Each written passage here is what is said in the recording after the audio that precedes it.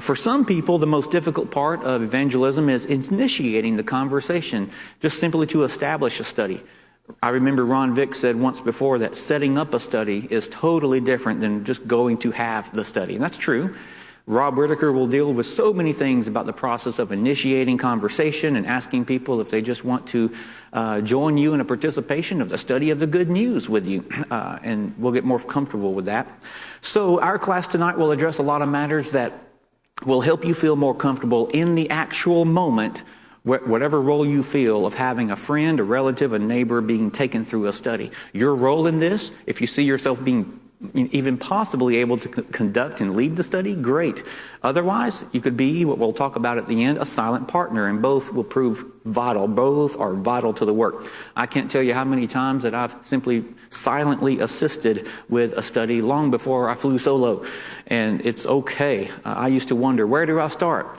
And for me, I don't mind to tell you that I start with 1, 2, 3 in my wallet, and I have it. This one has actually been used quite a bit, but in professional settings, I keep another one. This is a little one study approach that I will make available for you. And I consciously do not have, it's a purpose of mine, it's an intent to not have the numbers 1, 2, 3 written on the top left corner.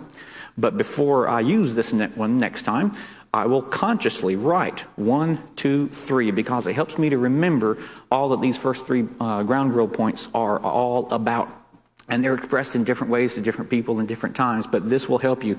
I'm looking forward to going over these with you. They're embedded within my brain for 20 years, and they're very important. And based on who you're talking to, it could take 10 seconds to go over all this.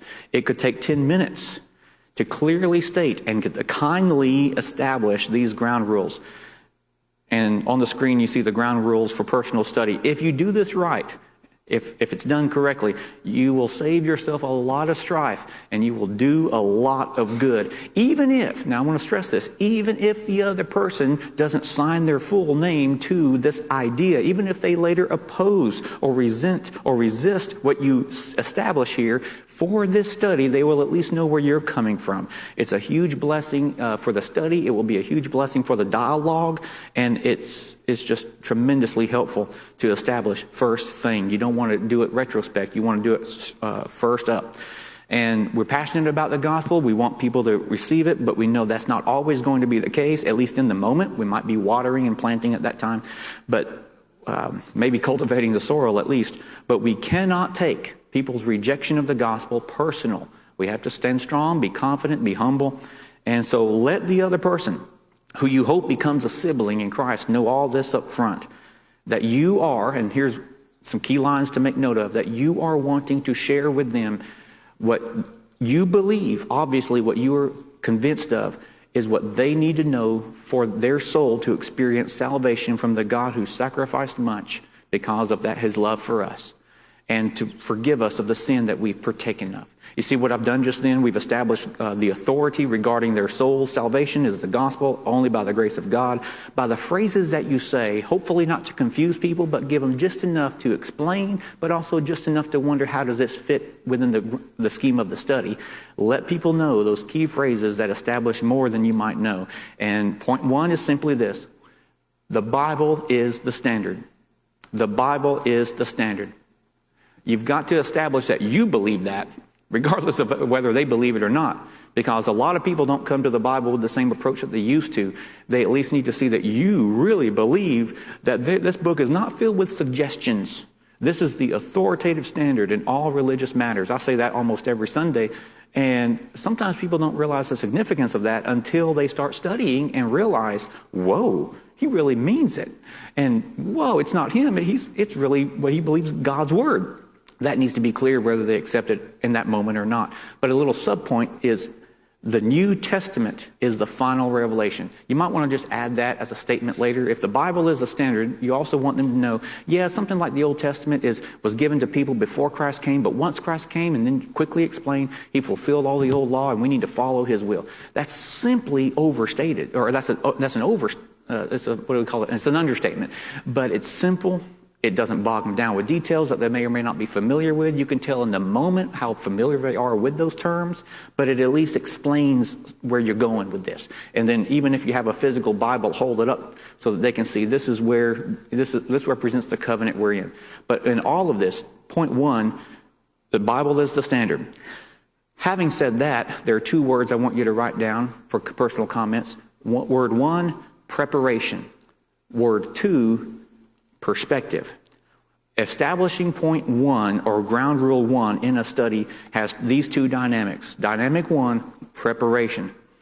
It's likely that many you study with won't understand the importance of this until the study of the simple gospel reveals that they have heard some things and they have likely accepted and believed certain things which are not only not in this book, but even counter it. So you want to establish early on that you go back to this as the standard for a lot of reasons. Psychologically, you don't want them arguing with you, nor do you want to have it appear to them that you're telling them that they're wrong. That will certainly be an idea in the room. So the idea is you will be having them read the very words of God, and you want them to see that. Give them your spiritual lenses just for a moment, to let them see this book in a light like they've never had before, and then put those lenses back on so you can guide the study properly.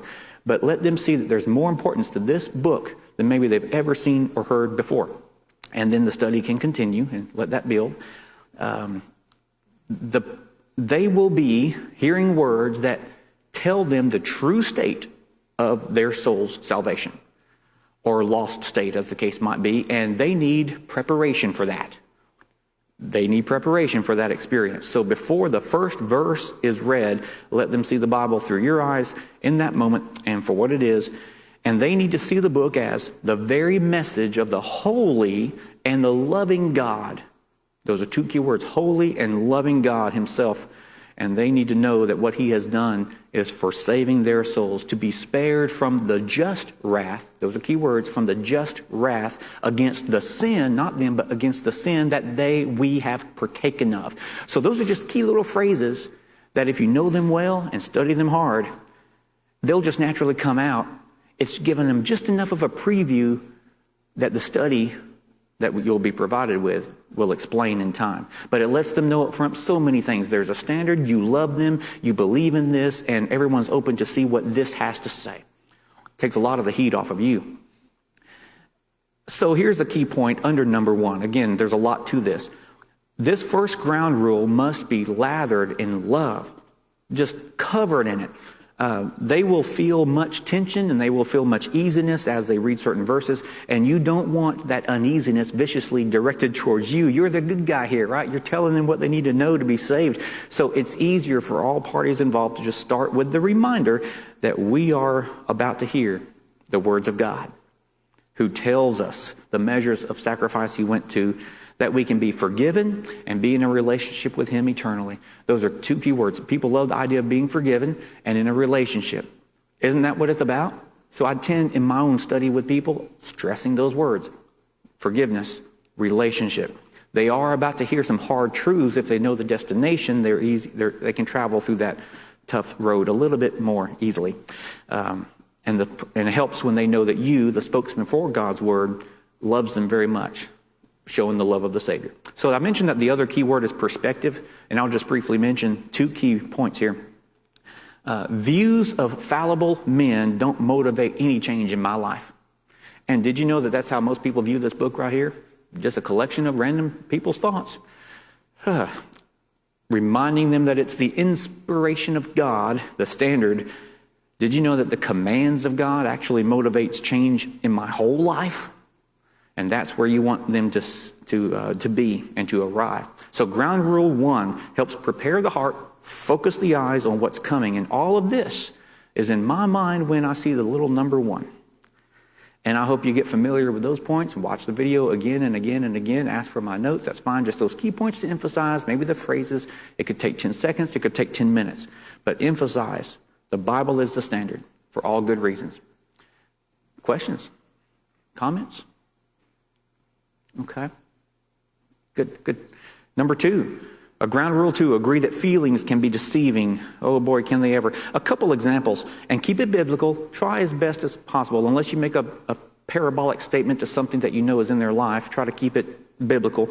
You can say Saul, for example, before he became Paul and wrote all these great epistles by inspiration of what helps us live the Christian life, Saul felt no guilt for ruining and causing grief and killing the lives of people just because they believed in Christ. Thankfully, he learned the proper way and the truth. But that's the idea. He felt no guilt. He thought he was doing right. And then you can say way back in the Old Testament, Jacob. We can study about him later if you want to. You can say that, ease tension if they don't know. But you say way back in the Old Testament, Jacob was already deceived. He was believing that Joseph, his son, was dead. Dead. And as far as he was concerned, how he felt and how he suffered, he might as well have been, because he really believed it.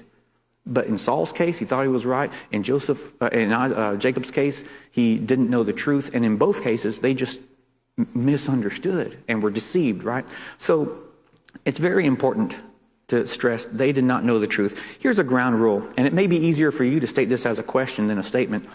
Take mental note of these words, something like this.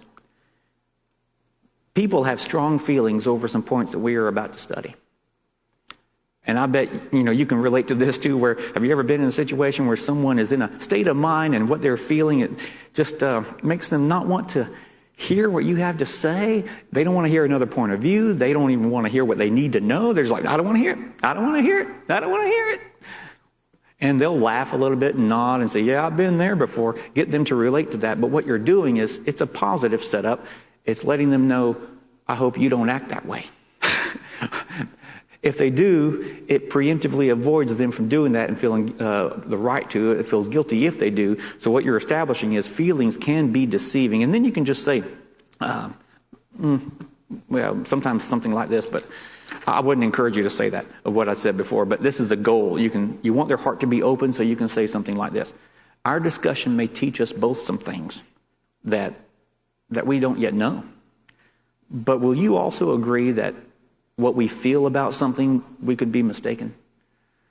That there is an objective standard that could guide us into the right way? Well, most people will say, yeah, sure. And some people will say that makes you sound insecure or maybe unsure. But no, if done correctly, it shows your humility. And it shows that you are even willing to change. If you read something in this book that tells you otherwise, because this is the standard, and that's a good place to be. You're obviously confident in what you're about to share. But you need to let them know that you don't think you're already, Jesus next incarnate. That will never happen. You're not perfect. You're going in the path of righteousness and maturing, and that's what you want for them too, but in a saved state. You need to lead the way in spirit, which says, Lord, I could be wrong, so I'm willing to let your word teach me. So point number, ground rule 2, is really to accomplish that. Lord, teach me. And so starting a study is as easy as 1, 2, and then now 3, to establish the standard, to preemptively minimize or even eliminate their later excuses if possible. Just say something like, we cannot risk the importance of our eternal consciousness, our soul, our well-being on how we feel, or even point 3, how we rely on other people sometimes to make us believe something is right or wrong. So the first one is taking away the subjective. The next one is taking away the pressure of the public and the populace.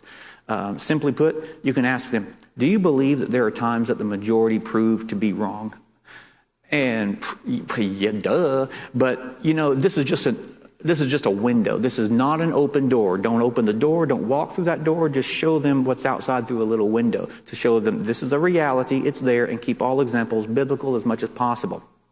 You can say, in fact, you can quickly say the majority crucified Jesus Christ.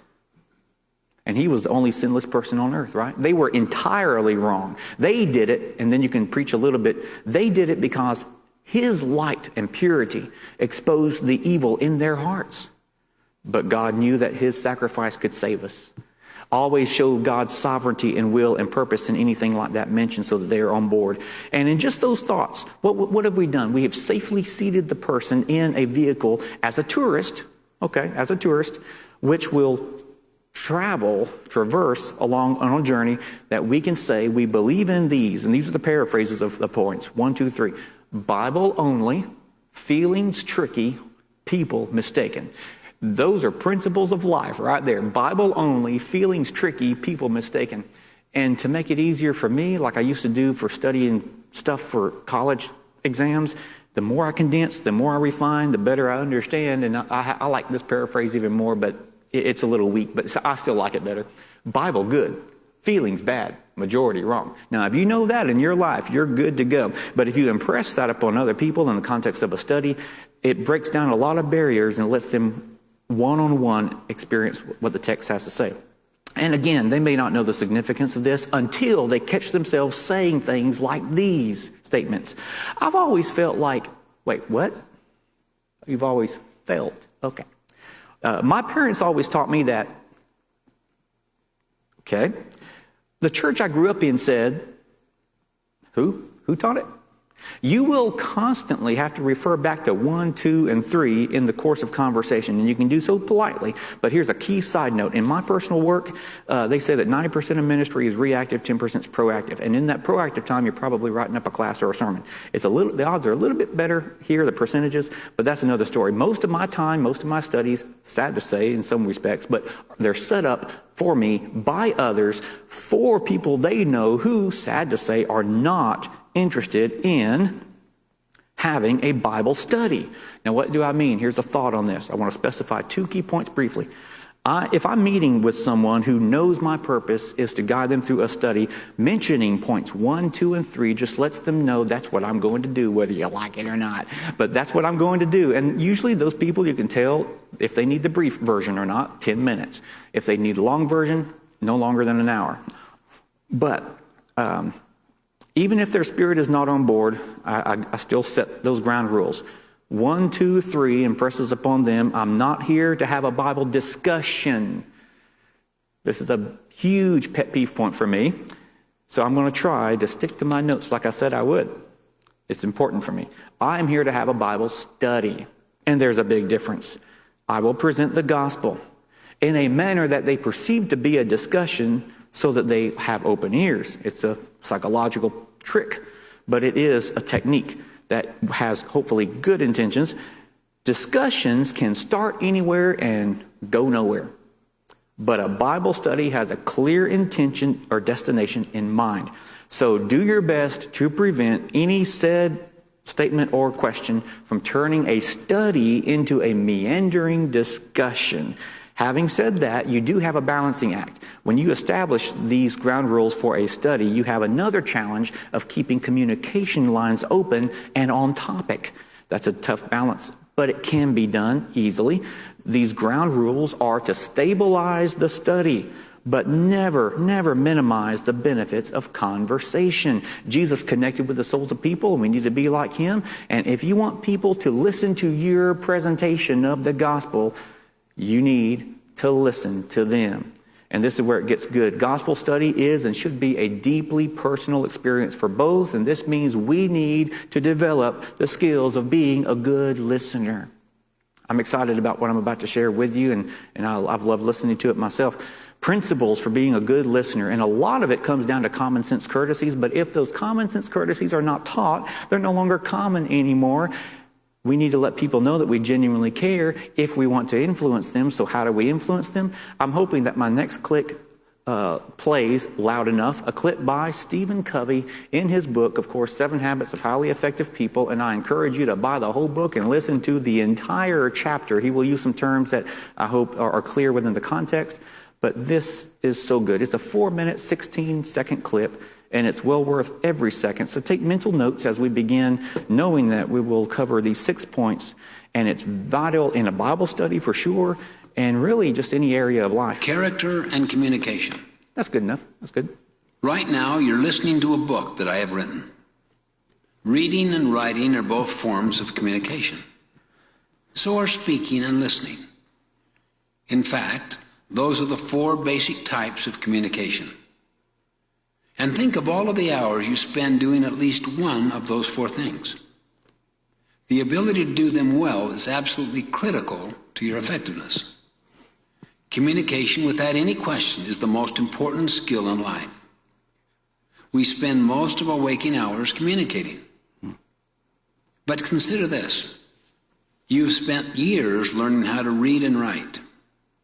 Years learning how to speak. But what about listening?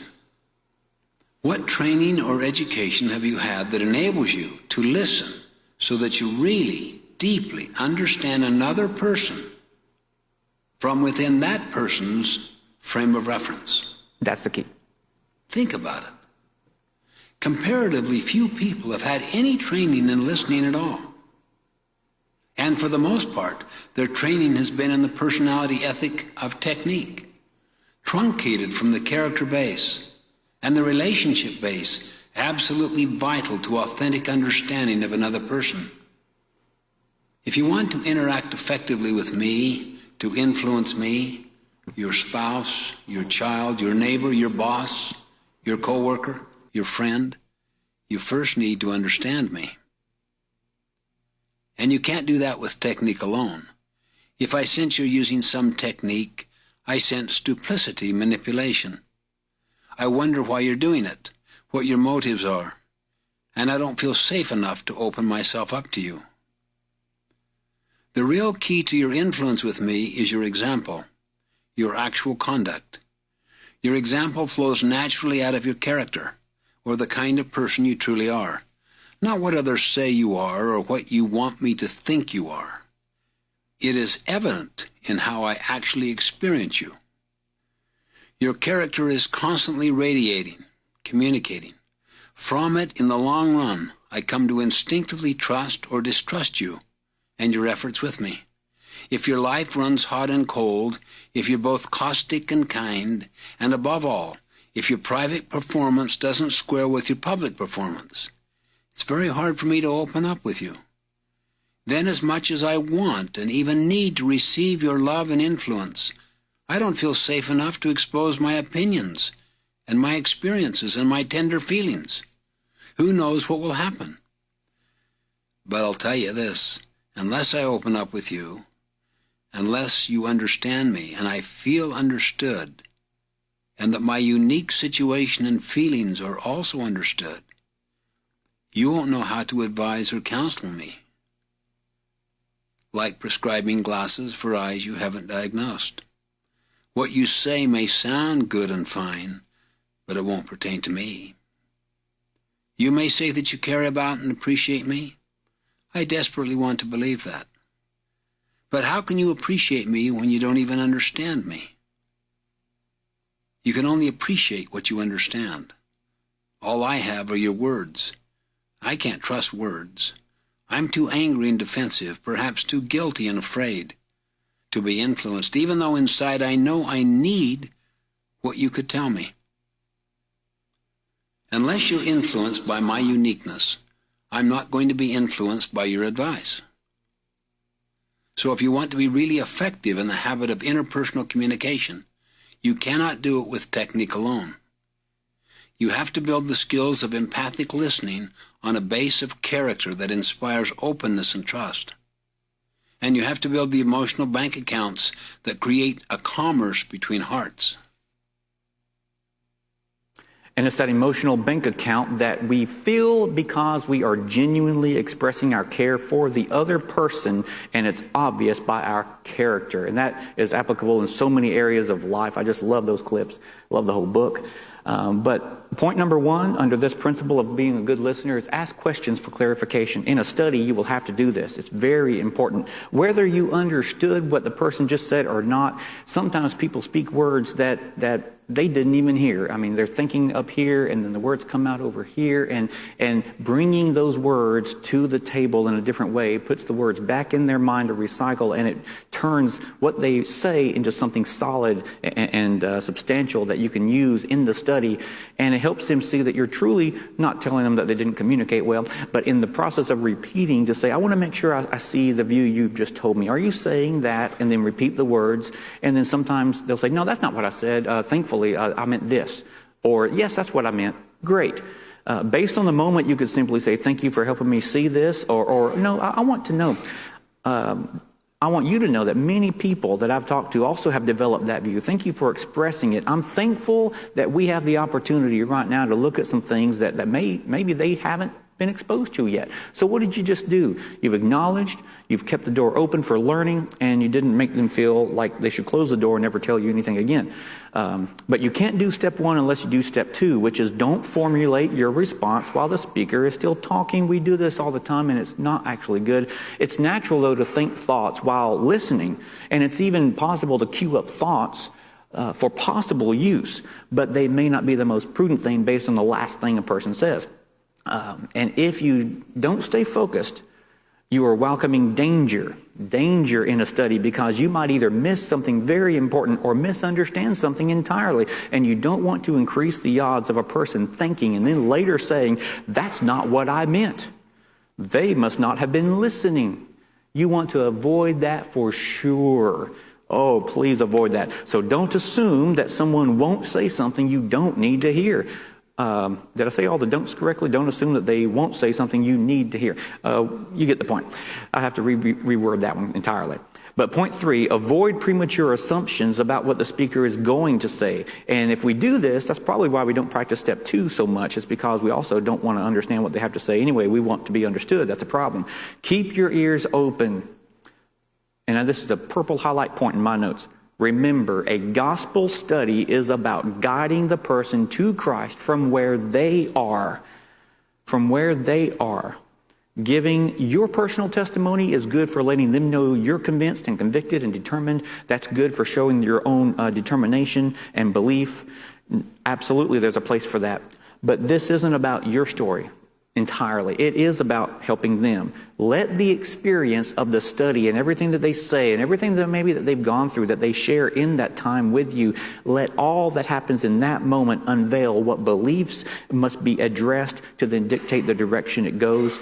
This isn't about anyone else. It's about them. You won't be able to do this unless you practice steps 1, 2, and then 3. You really at the same time if you genuinely care. So all of this, 1, 2, and 3, will help prevent this blunder. It is a blunder. Avoid interrupting the speaker. In normal conversation and certainly in a study, you do not want to do this. It's a priceless tip actually in any situation. Let a few seconds go by, 2, maybe 3.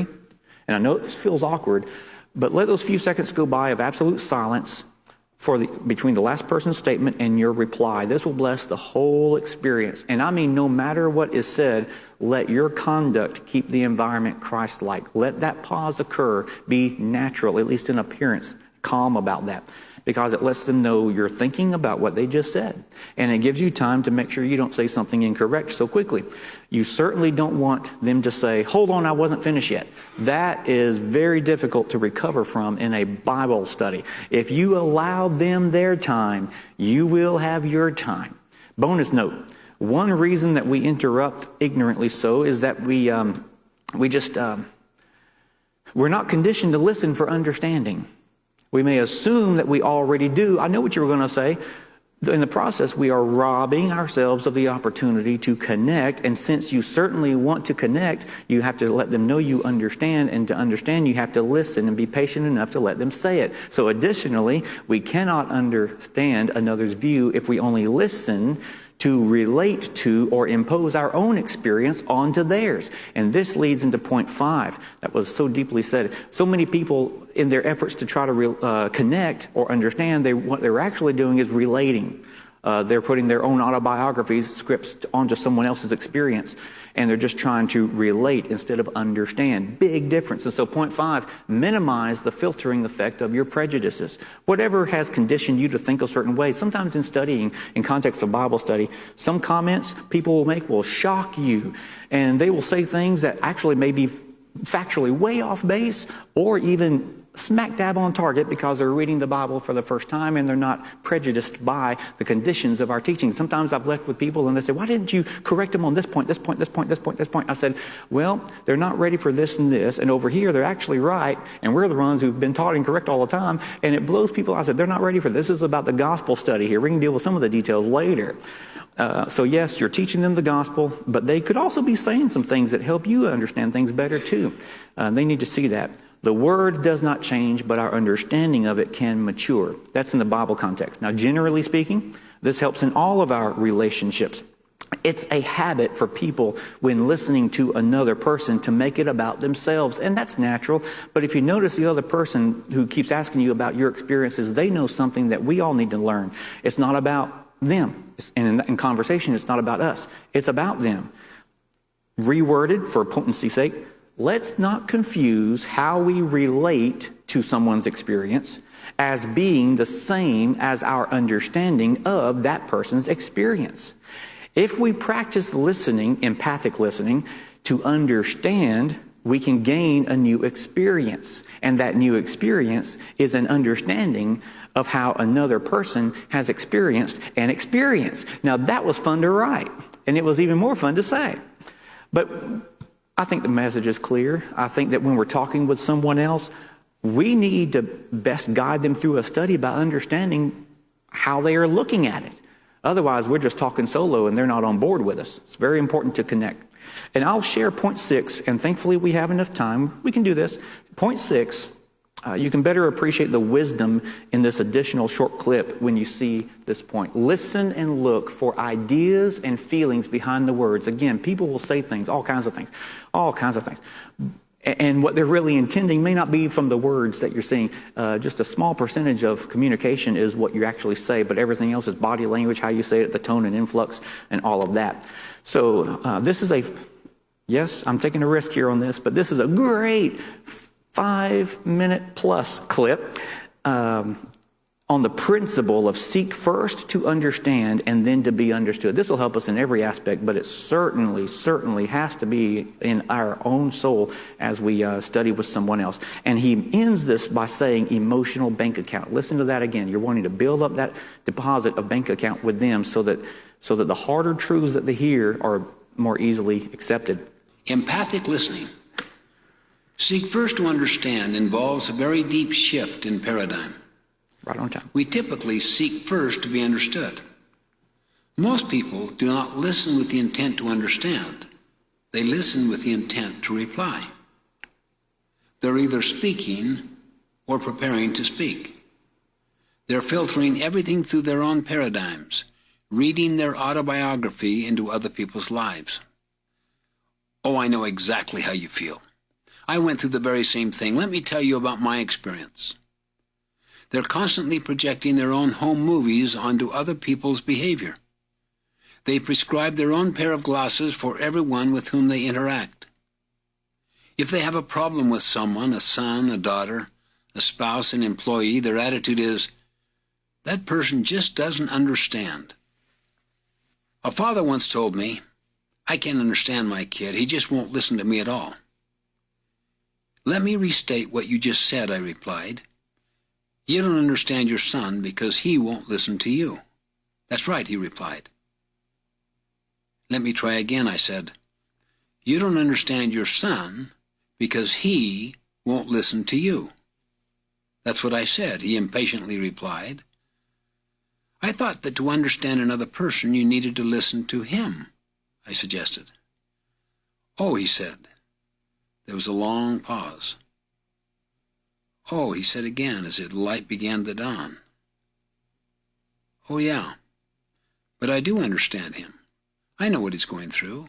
I went through the same thing myself. I guess what I don't understand is why he won't listen to me. This man didn't have the vaguest idea of what was really going on inside his boy's head. He looked into his own head and thought he saw the world, including his boy. He mistook introspection for observation. That's the case with so many of us. We are filled with our own rightness, our own autobiography. We want to be understood. Our conversations become collective monologues, and we never really understand what's going on inside another human being. When another person speaks, we're usually listening at one of 4 levels. We may be ignoring another person, not really listening at all. We may practice pretending. Yeah, right, yeah. We may practice selective listening, hearing only certain parts of the conversation. We often do this when we're listening to the constant chatter of a preschool child. Or we may even practice attentive listening, paying attention, and focused energy on the words that are being said. But very few of us ever practice the fifth level, the highest form of listening, empathic listening. When I say empathic listening, I mean listening with intent to understand. It means seeking first to understand, to really understand. It's an entirely different paradigm. Empathic listening gets inside another person's frame of reference. You look out through it. You see the world the way they see the world. You understand their paradigm. You understand how they feel. But empathy is not sympathy. Sympathy is a form of agreement, a form of judgment, and it is sometimes the more appropriate emotion and response. But people often feed on sympathy. It makes them dependent. The essence of empathic listening is not that you agree with someone. It's that you fully, deeply understand that person, emotionally as well as intellectually, or at least that you're genuinely seeking to do so. Empathic listening involves much more than registering, reflecting, or even understanding the words that are said. Communication experts estimate, in fact, that only 10% of our communication is represented by the words we say. Another 30% is represented by our sounds, and 60% by our body language. In empathic listening, you listen with your ears, but you also, and more importantly, listen with your eyes and with your heart. You listen for feeling, for meaning. You listen for behavior, for nuance. You use your right brain as well as your left. You sense, you intuit, you feel. Empathic listening is so powerful because it gives you accurate data to work with. Instead of projecting your own autobiography and assuming thoughts, feelings, motives, and interpretation, you're dealing with the reality inside another person's head and heart. You're listening to understand. You're focused on receiving the deep communication of another human soul. It's like sacred ground. Requires deep reverence, humility, courage, as well as skill. In addition, empathic listening is the key to making deposits in the emotional bank accounts of others, because nothing you do is a deposit unless the other person perceives it as such. You can work your fingers to the bone to make a deposit, only to have it turn into a withdrawal when a person regards your efforts as manipulative, self-serving, intimidating, or condescending because you don't understand what really matters to him or her. I hope you are motivated by the whole book. That's gold.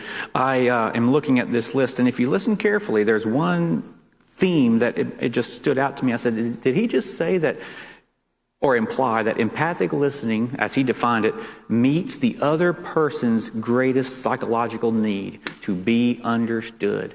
If they sense that in you, they are open, much more open to hear the gospel that you're there to share. And you, as the leader of the study, have a lot on your mind, but there's something else. The silent partner can be doing this the whole time, and I mean the whole time. I'm going to put the microphone right there, and I'm going to put these points on the screen so you can write as I speak, because we'll conclude with just this. You might just be a silent partner. A very good silent partner. And these are the benefits. You can give encouragement, strength in numbers, yes, to the person, but also you can, even though you're a silent partner, that's your role, you can say, because of your empathic skills, listening, observation, I should say at this point, that you can say the right thing at the right time and save the day. Also, in the study, help remember and locate Scripture. Sometimes a speaker might be having to address something, and off the grid, they might have said something, and you just know that verse is there somewhere. You can type in those key words and find the concordance and say, here's the verse in case you need it. Oh, thank you. That's just what I needed. Teamwork. And then eliminate awkwardness, just in case there is any, if the person you're meeting with and studying with is of the opposite gender. Most times, it's not awkward to the person leading the discussion. They're used to talking to anyone. But just in case it is awkward to another, it minimizes that. And did you know that neutral settings like public, if there is no one around, but within business open hours, the church library is a great place to stay for that, study for that.